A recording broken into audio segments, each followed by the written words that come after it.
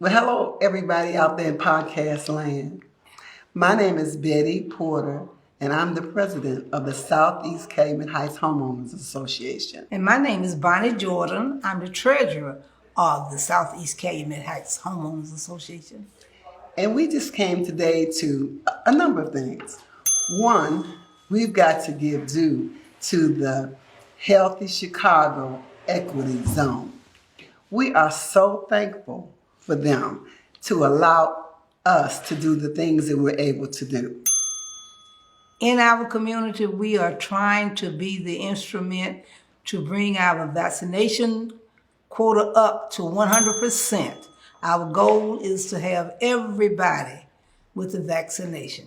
Absolutely. And the other, I would be remiss if I did not talk about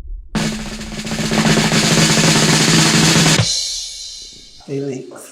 Phalanx. You know, I saw a definition of phalanx, and it said something about a group of people, knit people together, and what they do is they come together with a common goal. And that's good. But you know what? Phalanx, it doesn't talk about the nurturing they do and how much they care. I have to say, Phalanx has been such a blessing to us between Miss Tina Sanders and Joyce and Pat and Lenore and countless others, Alicia. They have really held our hand because we're sort of new at this, but yet and still they were there. They were always there for us. And I just have to say, we love you, Phalanx. And the other part that we want to share is just give you a little history about the Southeast Calumet Heights Homeowners Association. Yes. We started about almost 30 years ago. And we were a group of people talking over the fence with one another about our concerns in our community. So what we did is we exchanged numbers and we made phone calls to try to help situations that were going awry in our community. And people would stop us and say, well, you did that. Could you help us with this? Yes. And we said, sure, come on and join us. And it grew and grew and grew. Yes. So we're the people that you call in the middle of the night and say we got a problem, and we roll out of bed to help. It started off with a handful of us, and we built up to a network of over 700 people in our community that joined. And so big that we had to go to CBS High School to hold our meetings. So we call ourselves the servants of our community, and that's what we did. And then God smiled down on us, and I met Joyce Chapman and a few others, and voila. But again, we're excited about the fact that we're saving lives. We're saving lives. We had our first event, and it was successful. Although we only had 4 people to get vaccinated, we were like, oh my goodness, what are we doing? And people said, Lenore was right there, and she said, no, you've done well.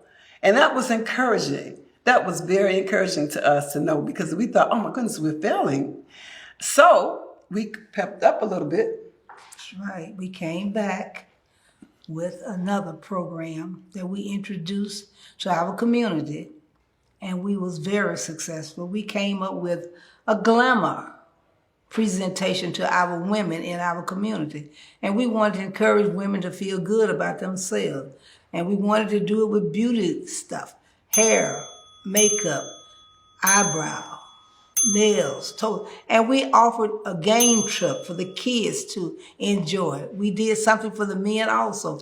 We created a hair cutting program that they could get haircuts, and they could get all the things that you would go for a man to get a spa treatment, as well as the women.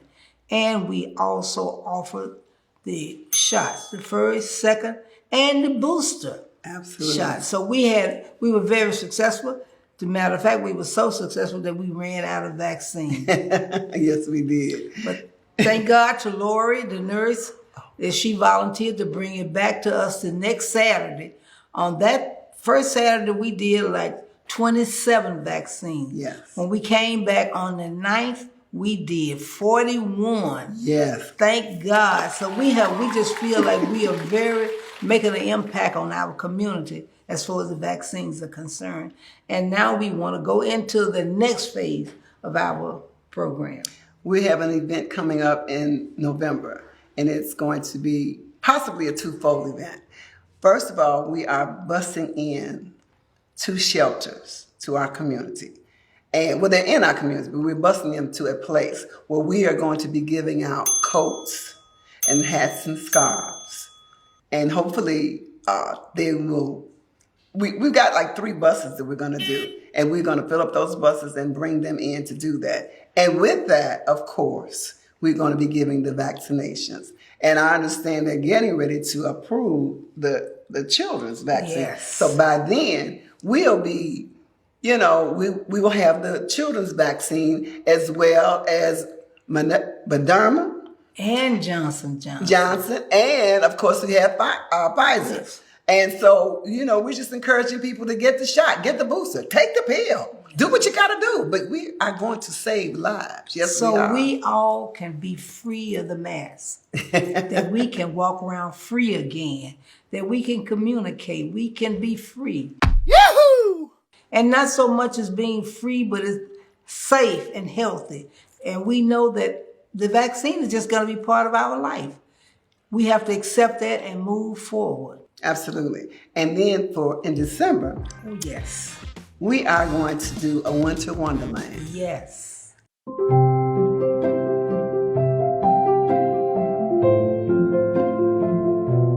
We're blessed with a large church with 2 large parking lots. Yes. We've got a company that's going to come out and fill up one of our parking lots for our ice skating rink. A company with ice skates. Yes. So we're going to do that. We're going to have s'mores and hot chocolate and invite the children on the south and the parents on the south side of Chicago to have their very own winter wonderland. We're excited about that. We're going to do that. And we're giving out the shots. Yes, we are. And we want to make a shout out to our church, Reverend Watson Jones, who is on board with us. And we also want to give a shout out to our alderman, who has voluntarily gave us space in his building to do one of the events with the shelter with the women. So we got a combined effort in our community to make a difference. And that's what we really, really working toward doing, making a difference in our neighborhood. It's a team, and we certainly have a team. And that alderman that she alluded to, that's Alderman Greg Mitchell. Yes. Now, we have a team on our Southeast Calumet Heights Homeowners Association. Yes, we do. We have Sister Juanita Denson. We have Harriet King. We have Felicia Porter. We have Sandra Jones, who's my vice chair.